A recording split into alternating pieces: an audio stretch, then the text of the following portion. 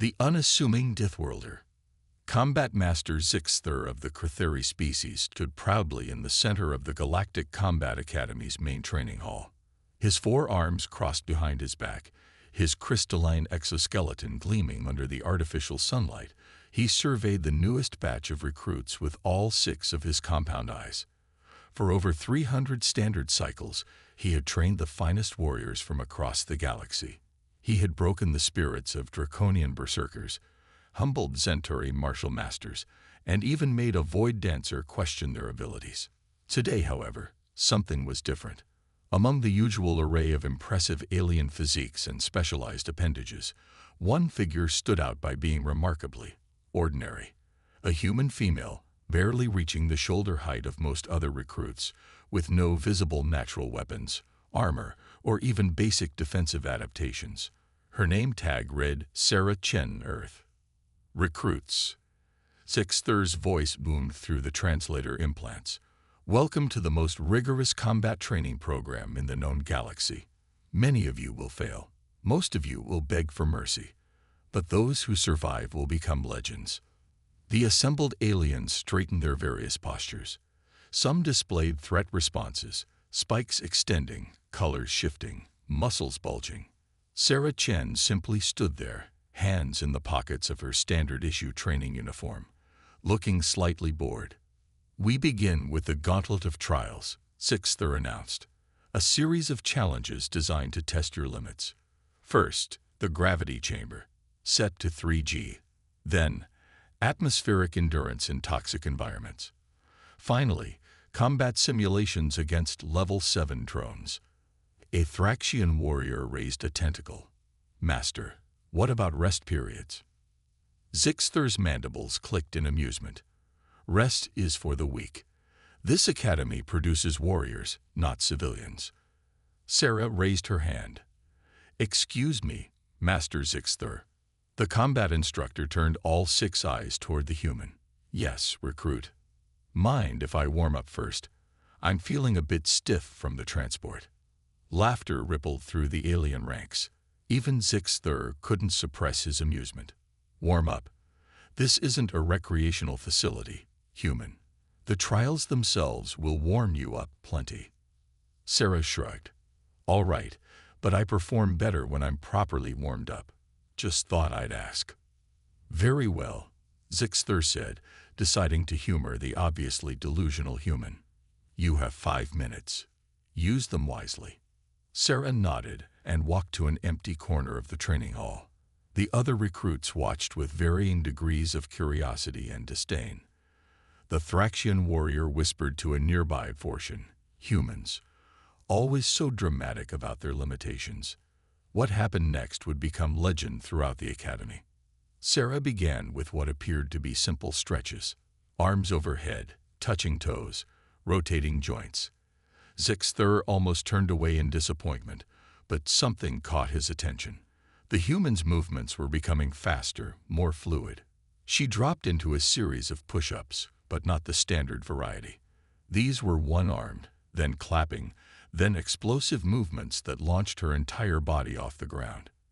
Interesting technique, muttered a Centauri recruit, their warrior culture appreciating the display. Sarah transitioned seamlessly into a handstand, then began doing push-ups upside down. The watching aliens fell silent. She lowered herself slowly, controlled, then exploded upward, twisting in midair to land on her feet. That's a 2G maneuver at least, whispered a gravity-sensitive Quarian. But Sarah was just getting started. She began a series of movements that defied easy categorization. Martial arts forms blended with gymnastics, Parkour elements mixed with what appeared to be dance. She moved faster and faster, her body a blur of motion that seemed to ignore basic physics. Zixthur's compound eyes widened. His centuries of combat experience recognized something extraordinary happening. The human wasn't just warming up. She was demonstrating capabilities that exceeded many of his advanced students. Computer, he sub-vocalized to the Academy's AI. Analyze recruit Chen's movements. Unable to comply, the AI responded. Movement patterns exceed baseline parameters. Adjusting scanners. Error. Force calculations do not match observed mass. Detecting microgravitational anomalies. Sarah had moved to the equipment section. Without asking permission, she grabbed a training staff, designed for species 3 times her size, and began spinning it with casual expertise. The weapon became a silver blur, whistling through the air as she incorporated it into her routine.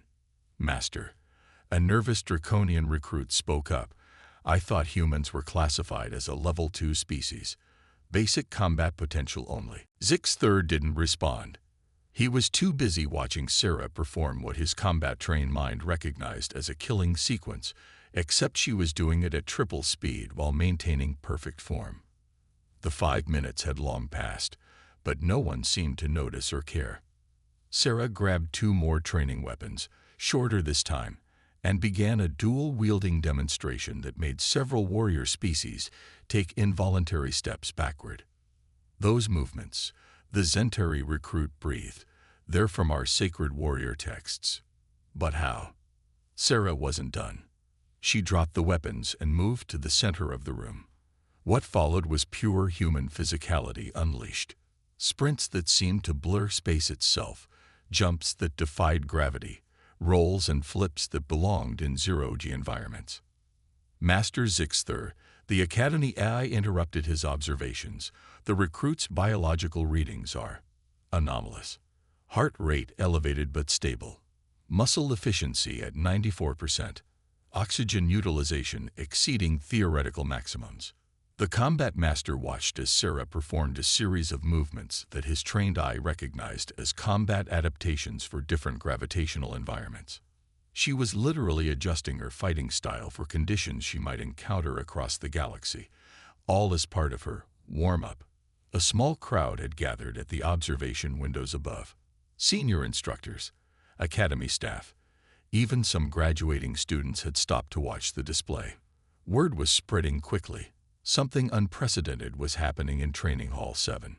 Sarah transitioned into what appeared to be cool-down stretches, but even these contained elements that made the watching aliens reassess their understanding of human capabilities. Flexibility that rivaled shapeshifters, balance that matched aerial species, strength that seemed impossible for her frame.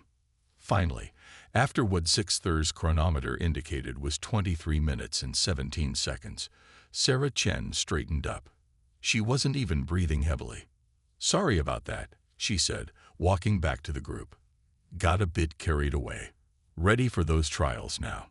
The silence in the training hall was absolute. Every recruit, from the smallest to the largest, stared at the human with a mixture of awe and fear. Zixthur, veteran of 1,000 battles, trainer of countless warriors, found himself at a loss for words. "That," he began, then stopped. "That was your warm-up." Sarah nodded. "Yeah, pretty basic. Usually I'd do more cardio, but I didn't want to take up too much time." "Basic," Zixthur repeated, his translator struggling with the concept. "Well, yeah. Back home, we call this a light workout. You should see what we do for actual training." The Thraxian warrior who had laughed earlier raised a trembling tentacle. What classification is your species really?" Sarah looked confused. "Level 2, I think. Though honestly, I never paid much attention to those rankings." "Impossible," muttered the Zentari. "Those movements, that level of control." Zixthur's military mind was rapidly reassessing everything he thought he knew about humans. The reports had classified them as a minor species from a Class 12 Deathworld, high gravity, toxic atmosphere by most standards, extreme weather patterns. But the being standing before him suggested those reports had grossly underestimated what such an environment could produce. "Computer," he sub-vocalized again.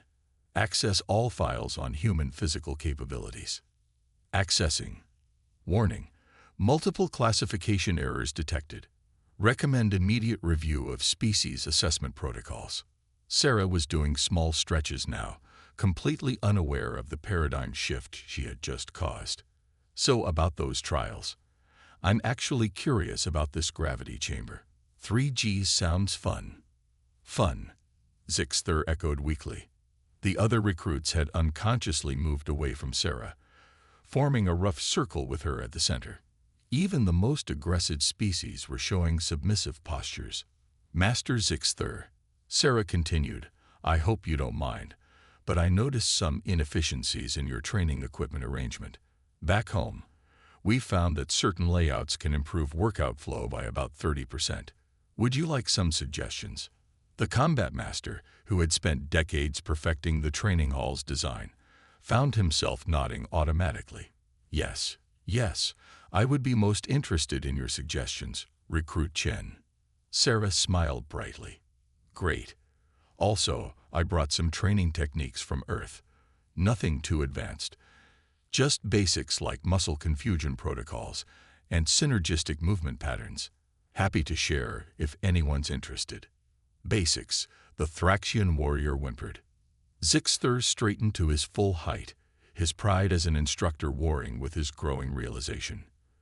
Recruits, it seems we have much to learn. Recruit Chen, would you be willing to demonstrate these Earth techniques? Sure, Sarah replied. Boxing, wrestling, mixed martial arts. It's super popular. Great exercise too. By the end of the day, Zixter had completely revised his training program. The academy would need new equipment, new techniques, and most importantly, new understanding of what was possible. Sarah, meanwhile, was doing cool-down stretches. Thanks for letting me demonstrate. This was fun. Tomorrow, maybe I could show you some advanced techniques. I haven't even gotten into mental conditioning or endurance training yet.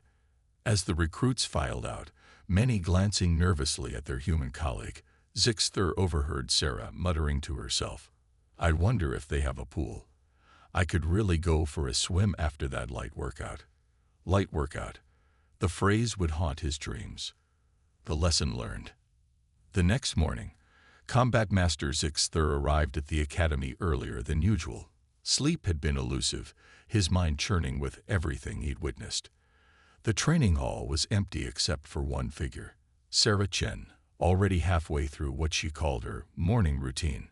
Good morning, Master Zixter, she called out cheerfully while hanging upside down from the ceiling beams. Hope you don't mind. I got here early to set up some equipment modifications I thought might help. Zixter surveyed the hall. Standard equipment had been reconfigured into complex apparatuses he didn't recognize. Ropes, platforms, and weights arranged in intricate patterns. What is all this? Circuit training setup, Sarah explained, flipping down to land softly beside him. It allows for continuous movement between exercises, maximizing efficiency. I also rigged some equipment for variable resistance and multi-planar movement patterns. The combat master noticed detailed diagrams on a nearby datapad. You designed this overnight. Couldn't sleep, Sarah shrugged. Got excited thinking about training possibilities. Oh, and I drafted some curriculum suggestions.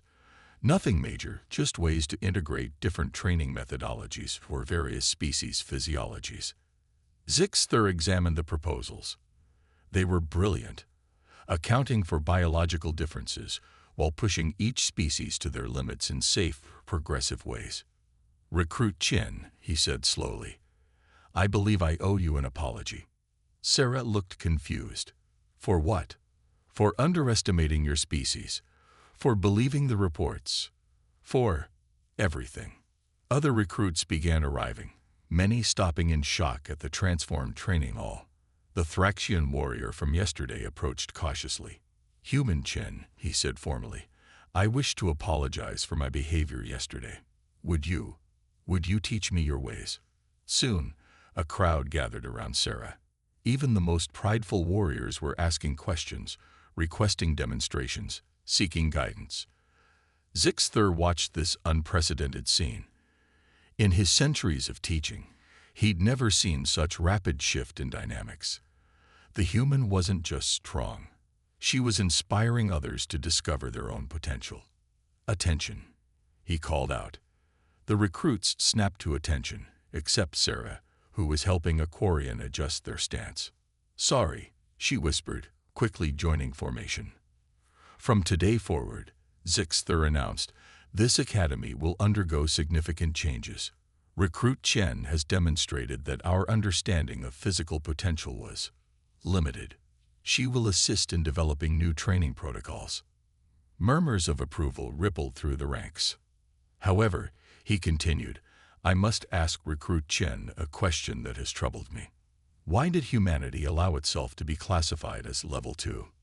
Sarah considered this. Honestly, I don't think we cared much about classifications. We were just excited to meet other species. Plus, it seemed rude to show off. Rude to show off, Zixter repeated incredulously. Well, yeah. Every species has their strengths. We didn't want to make anyone feel bad. This response generated discussion in the observation deck, where xenopsychologists were furiously taking notes. Human social dynamics were proving as complex as their physical capabilities. Over the following weeks, the academy transformed. Sarah's training methods were integrated into standard curriculum. Equipment was redesigned based on human principles. Most significantly, the approach to instruction changed, focusing on pushing limits rather than accepting them. Other human recruits arrived, each bringing new perspectives. The galaxy watched in fascination as humanity's true capabilities became apparent. Military strategists revised threat assessments. Scientists rewrote biological limitations. Diplomats scrambled to understand a species that could have dominated through force, but chose friendship instead. The atmospheric chamber could simulate various hostile environments. Zixter started with a standard toxic atmosphere, chlorine-based, common on industrial worlds. Sarah entered without hesitation. Oh, this is like swimming pool smell. Reminds me of summer camp. Increasing toxicity to level 3, Zixter announced. Sarah began shadowboxing, her movements crisp and precise. The air's a bit thick, but manageable. Level 5. Sarah switched to what she called yoga breathing exercises. Level 7. Most species would require environmental suits. Sarah was doing Tai Chi. How is she processing the toxins? Demanded the chief medical officer from the observation deck. Unknown, replied Dr. Wexler. Human biochemistry appears to have remarkable filtration capabilities. Let's try something different, Sarah suggested. Got any high-pressure environments? The combat simulations were next. Zixter, now thoroughly destabilized, set the drones to level 3, standard for beginning recruits. Sarah looked disappointed when the first drone appeared. It was a basic combat model, armed with stun weapons and programmed with elementary attack patterns. Permission to engage, she asked. Granted, Zixter replied. What followed was less a fight and more a dismantling. Sarah moved with fluid grace, redirecting the drone's attacks while systematically disabling its weapons and mobility systems. The entire encounter lasted 4.7 seconds. Could we try multiple drones? Sarah asked. Maybe level 7. Zixter, past the point of surprise, authorized it. 6 level 7 drones materialized, models typically reserved for advanced graduation tests. Sarah's response was to smile. Then she moved. The human became a blur of motion, using the drone's own momentum against them.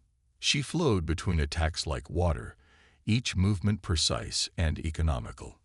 Drones collided with each other, tangled in their own appendages, or found themselves suddenly missing critical components. She's not just fighting them, observed Commander Thalrock, the Academy's tactics instructor. She's orchestrating their defeat like a choreographed dance. Within minutes, all 6 drones were disabled. Sarah hadn't taken a single hit. That was excellent, she said, not even winded. The AI patterns are really sophisticated, though they do have a slight delay in their threat assessment protocols, about 0.3 seconds. You might want to look into that. The observation deck was silent. Sarah had just identified a flaw that the Academy's best programmers had missed for decades. Recruit Chen, Zixter said slowly, perhaps you would demonstrate some of these Earth techniques you mentioned.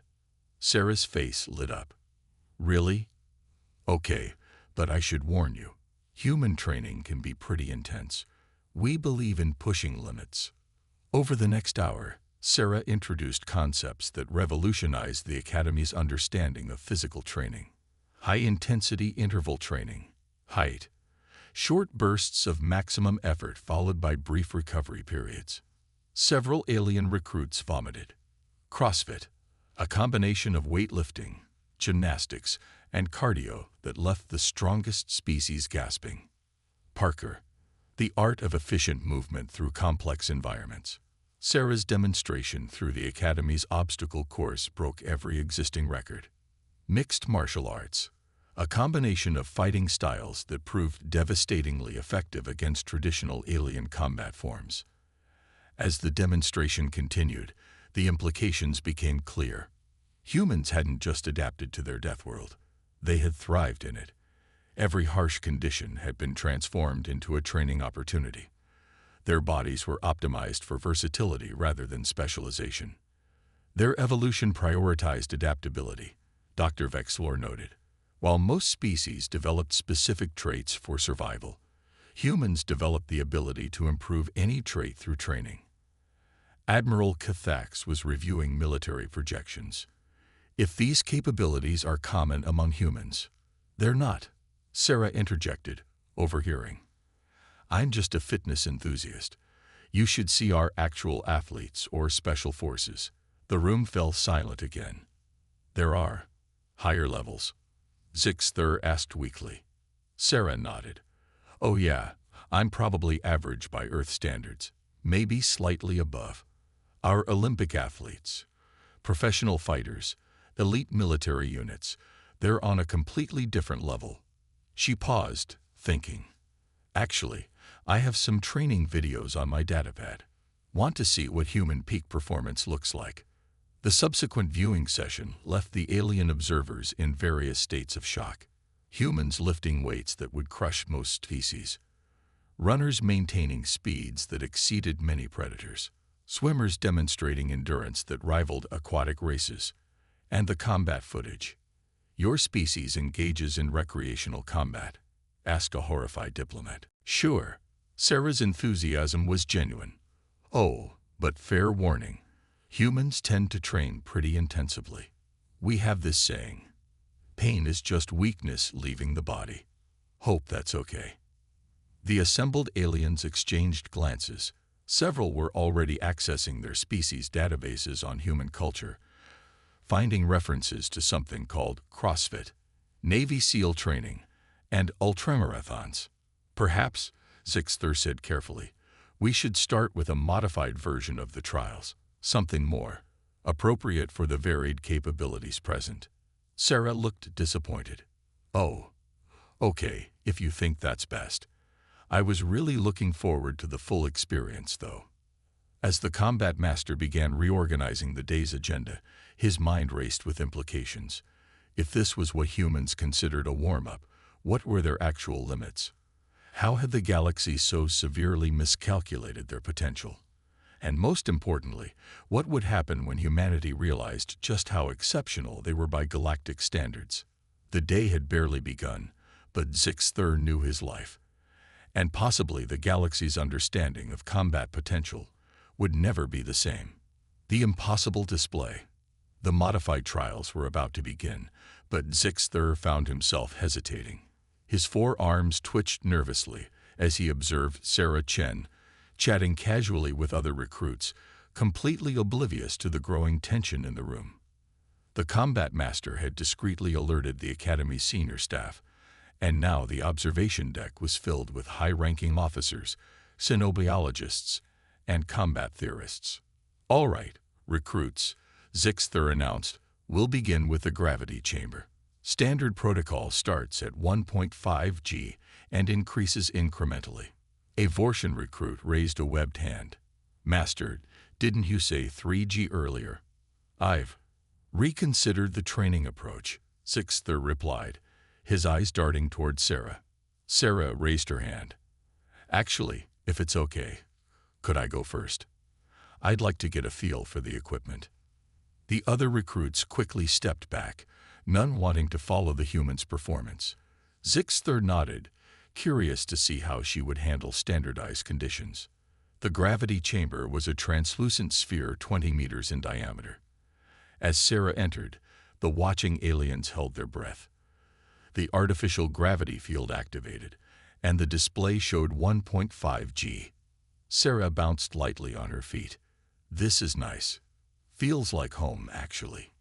"Increasing to 2G, Sixther announced. Sarah began doing jumping jacks. The watching recruits gasped. At 2G, most species would be struggling to remain upright. "Shall we try 3G?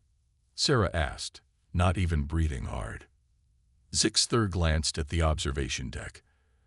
Admiral Cathax of the Galactic Defense Force nodded grimly. "Proceed to 3G. The gravity increased. Sarah dropped and began doing push-ups. One-armed push-ups. Then she transitioned to handstand push-ups. "Computer," Sixther whispered, "confirm gravity readings." "Confirmed. 3.0 G precisely. No anomalies detected." Sarah stood up and began what she called burpees, a full-body exercise that involved dropping to the ground, performing a push-up, jumping back to standing, and leaping into the air. At 3G, each movement should have been impossibly taxing. "This is great resistance training," Sarah commented. "Mind if I try some acrobatics?" Before anyone could object, she launched into a series of flips and aerial maneuvers that defied physics. The xenobiologists in the observation deck were frantically taking notes. "Impossible," muttered Dr. Vexlor, the Academy's chief scientist. "The energy expenditure alone." 4G, Sarah asked hopefully. Sixther looked to the Admiral again. Fax nodded slowly. At 4G, most combat species would be immobilized.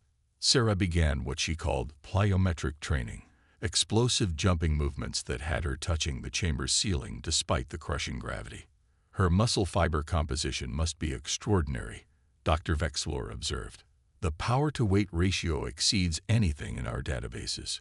5G, Sarah requested, now doing single-leg squats while holding imaginary weights. The chamber hummed as it reached its maximum setting. Sarah's movements slowed slightly, but she maintained form that would shame most warriors at standard gravity. "Recruit Chen," Sixther called out, "how do you feel?" "Pretty good workout," she replied, wiping slight perspiration from her forehead. "Though I miss having actual weights. This reminds me of training for the Mars expedition." The observation deck erupted in whispers. Mars was a low-gravity environment by human standards. "Perhaps we should move to the atmospheric trials," Sixther suggested, partly out of concern for his own sanity. Sarah exited the chamber, did a few stretches, and nodded enthusiastically. "Sounds fun." Sarah herself became an unofficial ambassador for human potential. She worked with each species to develop specialized training programs, always encouraging, never condescending. Her favorite phrase became Academy motto: "Your only limit is your mind."